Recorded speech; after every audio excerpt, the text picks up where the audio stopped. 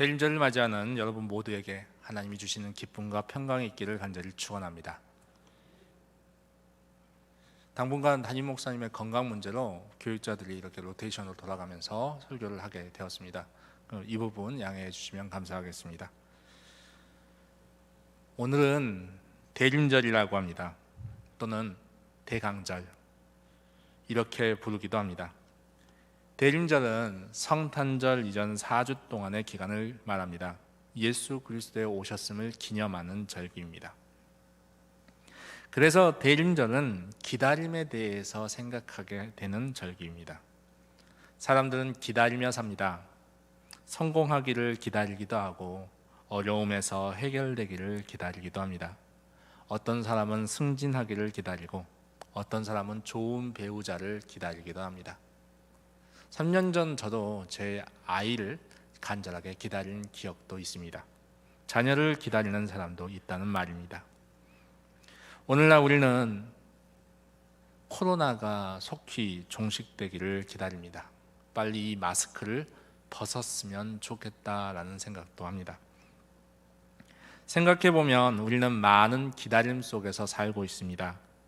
아침에 출근할 때부터 퇴근해서 집에 돌아올 때까지 하루에만도 수많은 기다림이 존재합니다. 버스를 타는 사람은 버스를 타는 대로, 자가용을 타는 사람들은 자가용을 타는 대로 다 각기 다른 기다림 가운데 살고 있습니다. 2000년 전 이스라엘 백성들도 마찬가지였습니다. 그들도 기다림 가운데 살고 있었습니다. 그들에게 가장 큰 기다림은 무엇이었을까요? 그것은 메시아를 기다리는 기다림이었습니다. 그들의 삶이 너무나 힘이 드니까, 너무나 힘겨우니까, 어려우니까 그들은 하나님이 약속하신 메시아를 기다리며 살았습니다. 자신들을 이 어려운 현실에서 구원해줄, 그렇게 살려줄 메시아가 있기를 바랐습니다.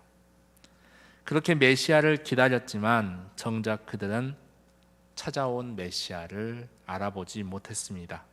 그리고 오늘날에도 이 유대인들은 자신들만의 메시아를 찾고 있습니다. 여러분, 필요한 기다림이 있습니다. 그리고 헛된 기다림도 있습니다. 닭이 계란을 품고 21일을 기다려야 알이 부화를 합니다. 만약 그 닭이 17일, 18일 품었다가 알을 내버리면 그 알은 부화되지 않습니다. 정확하게 21일을 품어야 됩니다. 그런데 그렇게 품더라도 알이 부화되지 않는 경우가 있습니다. 그 계란이 무정란이라면 절대로 그 계란은 부화되지 않습니다. 18일 동안 품었던 달걀도 잠시 멈췄다가 또 다시 품어대면 그 달걀은 다시 부화의 과정을 거칩니다. 유정란이면 기다림의 결과가 분명하게 나타납니다. 하지만 무정란은 아무것도 나오지 않습니다.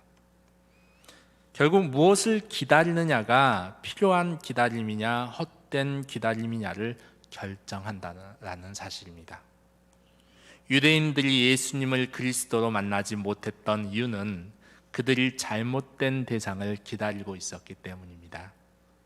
오늘 말씀은 빌립보 가이사랴 지방에서 일어난 사건입니다.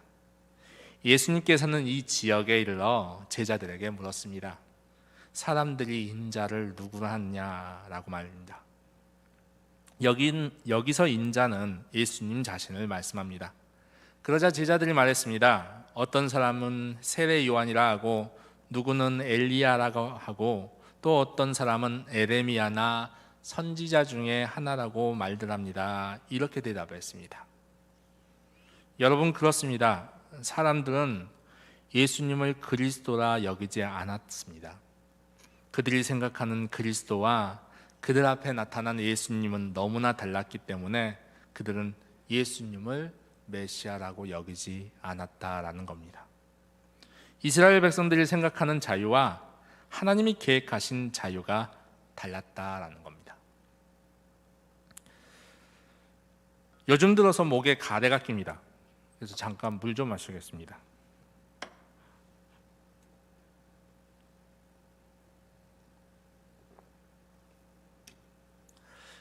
병원에 갔더니 성대가 부어서 그렇답니다.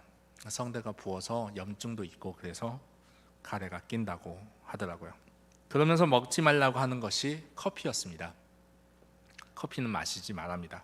커피의 성분이 목을 마르게 하고 프림 성분이 목에 가래가 낄 수 있도록 하기 때문에 커피는 특히나 독 같아서 먹지 말라고 했습니다. 그럼에도 불구하고 종종 믹스 커피를 타서 마십니다. 하루에 3번 이상 타서 마시고 있습니다. 맛있어서 그렇습니다. 목에 안 좋은 줄 알면서도 그 단맛이 좋아서 먹게 됩니다. 여러분, 죄가 그렇습니다. 우리를 힘들게 하고 병들게 할 것을 분명히 알지만 그 단맛 때문에 우리는 놓을 수가 없다라는 겁니다. 하나님께서 마약이나 담배를 세상에 놓아둔 이유도 같습니다. 죄가 그런 것임을 우리에게 알게 하기 위해서입니다. 그런 것들을 즐길 때는 정말로 최고의 즐거움 같지만 알고 보면 파멸의 지름길이라는 사실입니다. 사람은 이 죄 문제를 해결할 수 없습니다. 아무리 힘쓰고 애써도 이 죄 문제를 우리의 능력으로 해결하기란 불가능합니다.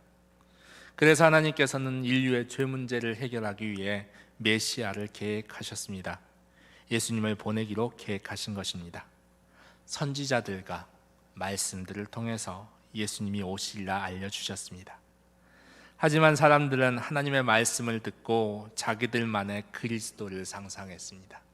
자기들만의 메시아를 꿈꿨습니다. 그러다 보니 그들이 기다리던 메시아와 하나님이 준비하신 메시아가 달랐습니다.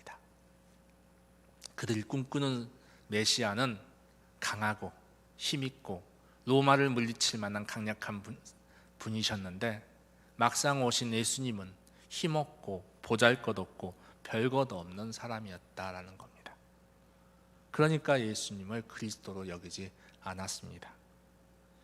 그들은 예수님의 사역이 대단하다는 것을 알고 있었습니다. 경험했습니다.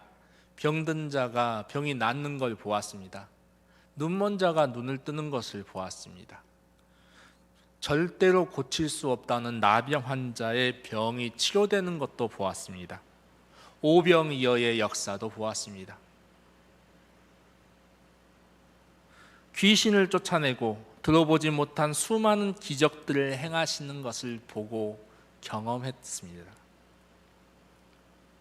그럼에도 불구하고 그들은 예수님을 그리스도로 여기지 않고 에레미야니 엘리야니 세례 요한니 하면서 선지자 중에 한 사람 정도로 여겼다라는 것입니다. 자기만의 그리스도를 생각할 때 진짜가 나타나도 알아보지 못하게 된다라는 겁니다. 2014년 장이머우 감독의 작품 5일의 마중이라는 영화가 있습니다. 이 작품에는 공리가 주연으로 나왔는데 배경이 문화대혁명 시기입니다. 중국의 문화대혁명 시기에는 수많은 학자, 관리, 지식인들이 억울하게 끌려가고 죽임을 당하거나 혹은 억지로 수용소에 끌려가서 고문을 당하는 등 이루 말할 수 없는 문화 파괴 행위가 벌어졌습니다. 극중의 남편도 수용소에 끌려가는 한 희생자 중 한 명이었습니다. 남편이 끌려가고 나서 아내와 딸만 남아서 살아가고 있는데 문화대혁명이 끝나자 남편이 돌아오게 되었습니다. 문제는 남편이 돌아왔을 때 아내는 남편을 알아보지 못했다라는 겁니다. 딸에게 물어보니까 시민성 기억장애에 걸렸다고 말했습니다. 시민성 기억장애란 정신적으로 큰 스트레스가 생겨서 일어나는 일종의 기억상실병이었습니다. 돌아온 남편은 자신이 돌아왔다며 당 간부까지 데려와서 아내에게 석방 통지서를 보여주었습니다. 당신의 남편이 돌아올 겁니다 라는 석방 통지서였습니다. 그런데 그럼에도 불구하고 아내는 남편을 절대 자신의 남편이라고 인정하지 않습니다. 자신의 기억과 전혀 다른 얼굴이기 때문입니다. 다만 아내는 석방 통지서에 적혀있던 남편이 5일날 올 거라는 그 글을 보고 다음 달부터 5일면 기차역으로 남편을 마중 나갑니다. 매월 5일면 남편이 오기를 기다리고 또 기다렸습니다. 아주 오랜 시간 동안 기다렸습니다. 이 영화의 말미를 보면 머리가 하얘진 아내가 여전히 5일에 기차역으로 나가서 남편을 기다립니다. 그리고 그런 아내를 남편이 옆에서 같이 서서 오지도 않는 남편을 기다리고 있습니다. 여러분, 자기만의 그리스도를 기다릴 때 진짜 예수님을 만나지 못한다라는 겁니다. 우리가 바라는 그리스도가 아니라 하나님이 계획하신 그리스도를 기다릴 수 있어야 됩니다. 그러므로 우리는 약속의 주를 기다릴 수 있어야 됩니다. 대림절은 성탄절을 기다리며 이미 오신 약속의 주님을 기념하는 절기임과 동시에 약속의 주님이신 재림주를 기다리는 절기이기도 합니다. 예수님께서는 약속하셨습니다. 다시 이 땅에 심판주로서 그리고 교회의 신랑으로서 오시기로 약속하셨습니다. 우리는 다시 오실 주님을 기다리는 사람들입니다. 그러기에 우리는 약속의 주님을 알아볼 수 있는 지혜가 있어야 됩니다. 그럼 어떻게 이 주님을 알아볼 수 있을까요? 오늘 본문에 예수님께서 제자들에게 너희는 나를 누구냐라고 물으셨습니다. 이 질문에 베드로는 주는 그리스도시요 살아계신 하나님의 아들이라고 고백합니다. 이 대답을 들은 예수님께서 베드로의 생각에서 나온 대답이 아니라 하나님이 알려주신 답이라고 말씀해 주십니다. 17절 말씀에 바요나 시몬아 네가 복이 있도다. 이를 내게 알게 한 이는 혈육이 아니요 하늘에 계신 내 아버지시니라 라고 말씀하고 계십니다. 베드로가 예수님을 주는 그리스도라 고백할 수 있었던 것은 하나님이 알려주셨기 때문이다 라는 겁니다. 아기 예수를 보며 메시아라고 고백한 사람들도 자세히 살펴보면 하늘의 천사나 혹은 하나님께서 그들에게 예수님이 메시아라고 알려주고 계십니다. 어릴 적에 제가 성극을 한 적이 있습니다. 교회가 개척교회다 보니까 교회 그래도 오래 다니고 그래도 있는 사람들 중에 그나마 좀 괜찮겠다 싶은 사람을 주연을 시켰는데 그때 제가 요셉이었습니다. 요셉으로서 이제 제가 주연을 맡아서 이제 방문을 이렇게 이제 여간방들을 막 퉁퉁퉁 두들기면서 연극을 했는데 그 연기 후에 저는 다시는 성극을 안 하겠다고 다짐했습니다. 지금도 연기는 엉망입니다. 그런데 이러한 성극 가운데서 우리가 꼭 등장하는 사람들을 알고 있습니다. 목자와 동방박사입니다. 들판에서 양을 치던 목자들에게 천사가 나타났습니다. 그리고 메시아의 탄생을 알리며 가서 경배드리라고 명합니다. 그래서 그들은 구유에 있는 아기 예수를 만날 수 있었습니다. 그리고 예수님께 경배합니다. 동방박사는 별의 안내를 따라서 예수님을 만났습니다. 그리고 예수님을 만난 후에 그들은 꿈을 꾸고 천사가 안내한 대로 헤롯을 피해서 고향으로 돌아갑니다. 이외에도 다양한 사람들이 하나님을 통해서, 성령을 통해서, 천사를 통해서 메시아를 알게 됩니다. 세례 요한의 아버지 사가랴의 경우 성령의 충만함을 받아 메시아의 탄생을 선포하고 있습니다. 그리고 예수님이 태어난 후에 그 부모가 정결 예식을 치르기 위해서 예루살렘으로 갔을 때 예수님을 메시아로 만나는 사람이 또 있었습니다. 시몬이라고 하는 노인이었습니다. 그에게도 성령의 감동이 있어서 아기를 안고 하나님을 찬송했다고 전해집니다. 성령님께서 시몬이라고 하는 이 의인에게 임하셔서 이 아이가 그리스도다, 이 아이가 네가 기다린 메시아다라고 말씀해 주셨다라는 겁니다. 또 아셀지파 비누엘의 딸 안나 선지자도 예수님에 대해서 메시아로 고백하고 있습니다. 여러분 생각해 보십시오. 이제 막 태어난 아기입니다.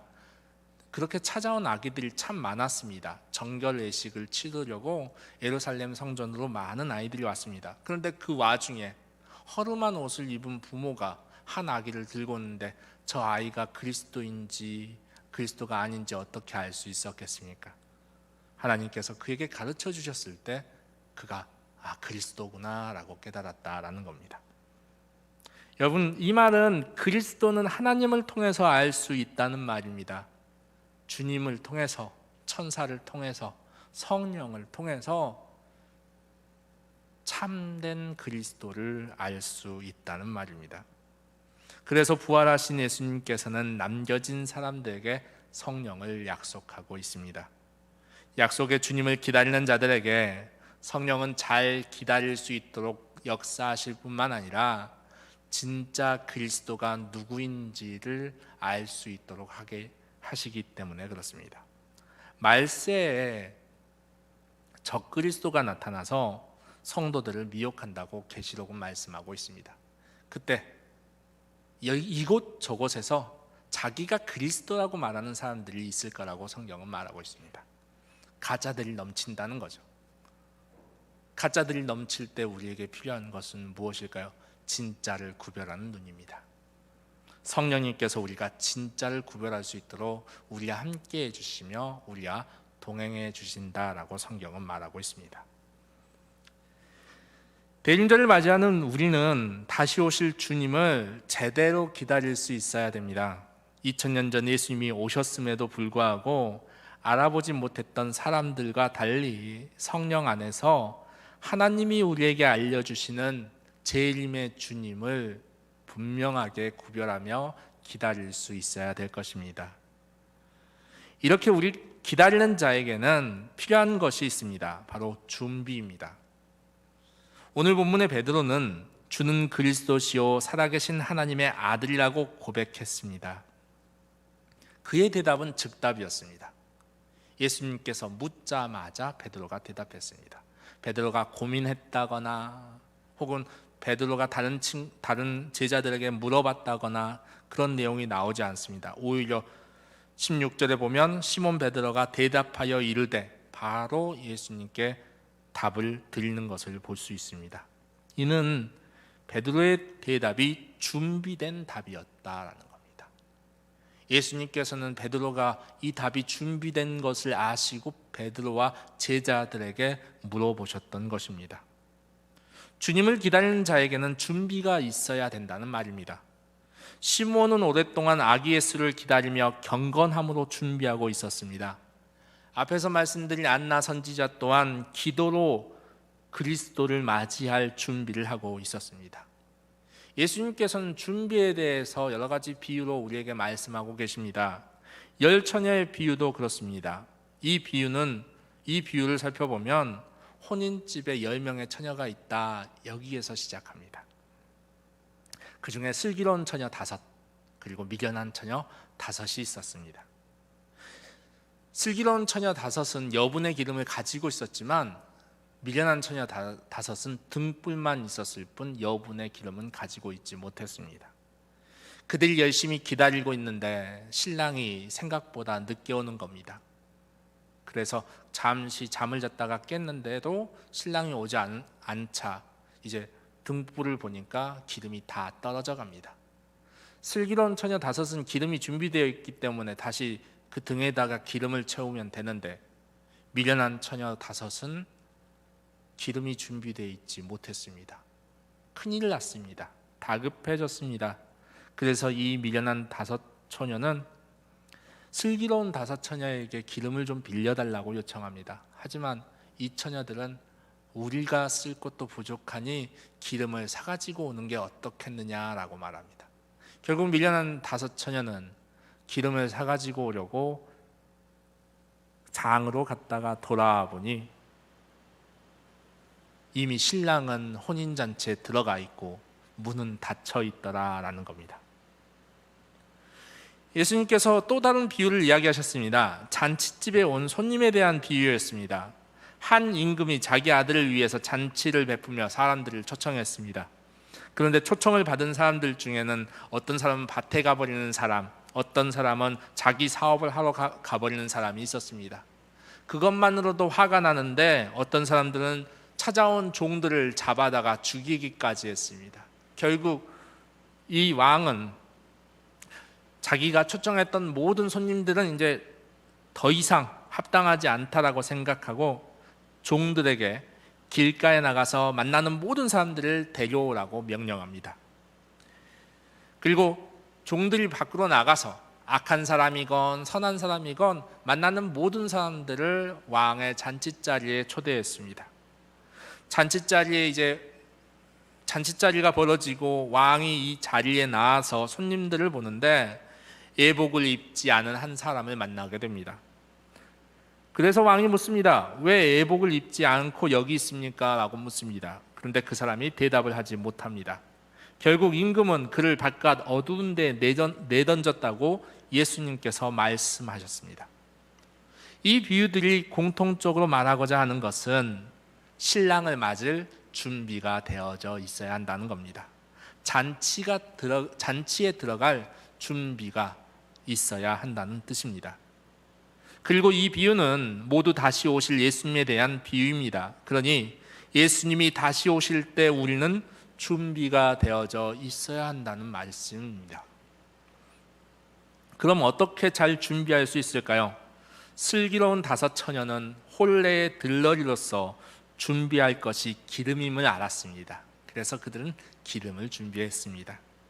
잔치에 초청된 예복을 입지 않은 사람은 손님으로서 무엇을 준비할지 몰랐습니다. 그래서 그는 쫓겨났습니다. 오늘 말씀의 베드로는 제자로서 자신이 해야 할 대답을 알고 있었습니다. 이 말은 준비는 정체성에서 시작한다는 말입니다. 내가 누군지 알 때 준비를 할 수 있는 겁니다. 자기가 선생님이라면 수업을 준비하는 것이 당연합니다. 농부라면 농사를 준비하는 것이 당연합니다. 운전자라면 당연히 차를 운전할 수 있도록 점검을 하고 살피는 것이 당연합니다. 자기가 정체성을 바로 알 때 자기가 할 일도 알게 된다는 겁니다. 여러분, 그럼 여러분은 누구십니까? 우리의 정체성은 하나님을 만나면 알 수 있습니다. 오늘 본문 베드로도 자신이 제자라는 사실을 예수님을 만나면서 알게 되었습니다. 본래 그는 어부였습니다. 물고기를 낚는 사람이었습니다. 그런데 지금 베드로는 제자로서 살아가고 있습니다. 이유는 주님을 만났기 때문에 그렇습니다. 하나님을 만나면 우리가 죄인임을 깨닫게 됩니다. 그리고 예수님을 영접하면 우리의 죄가 용서받았다는 사실을 알게 됩니다. 그러므로 우리는 주님을 만났을 때 우리의 본래 모습, 그리고 우리가 누구인지를 알 수 있다는 말입니다. 여러분, 우리는 그리스도로 말미암아 다시 태어난 사람들입니다. 그래서 우리를 그리스도인이라 부르는 것입니다. 여러분은 누구입니까? 우리는 그리스도인입니다. 그러므로 우리는 무엇을 준비해야 될까요? 그리스도인으로서 마땅히 해야 할 것을 준비해야 되는 것입니다.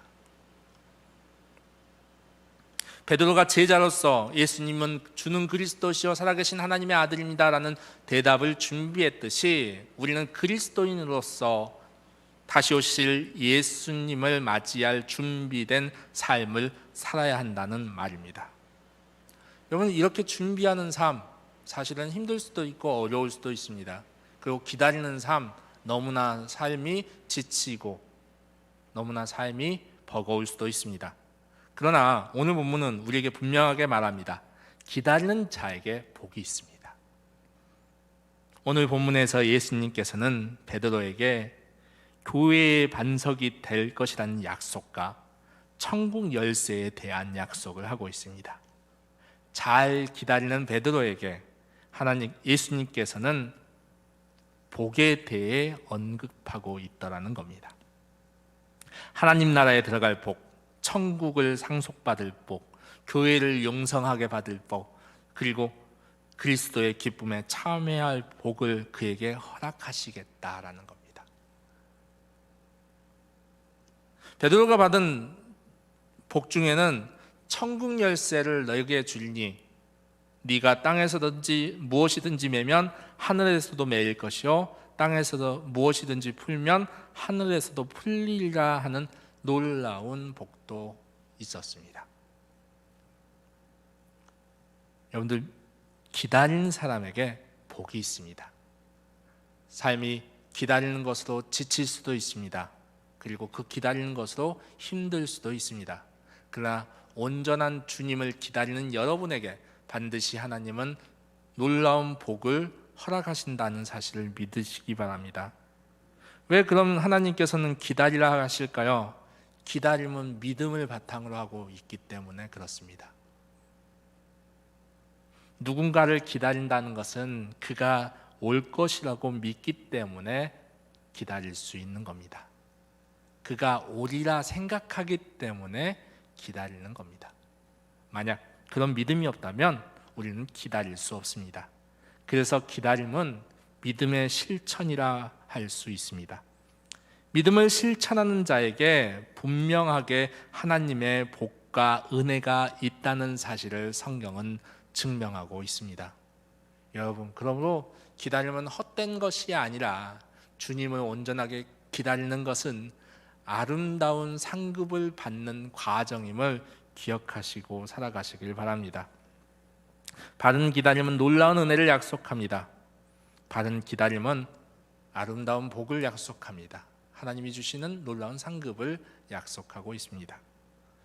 여러분, 대림절 기간입니다. 다시 오실 주님을 기다리며 이미 오신 주님께 감사하며 귀한 대림의 시간들을 감당하시는 여러분 모두가 되기를 간절히 축원합니다. 기도하겠습니다. 사랑해 주님, 감사합니다. 이 귀한 대림의 기간 우리가 주님 앞에 나아와 예배드릴 수 있게 하심에 감사드립니다. 코로나로 인해서 이곳저곳에서 힘들어하고 어려워하는 가정 가운데서도 주님을 찾아와 예배드릴 수 있게 하시고 주님께 경배드릴 수 있게 하심에 너무나 감사드립니다. 주님, 우리에게 기다림을 허락하심을 감사합니다.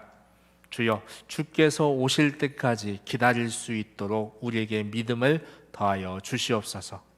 끝까지 참되신 주님을 기다릴 수 있도록 성령님을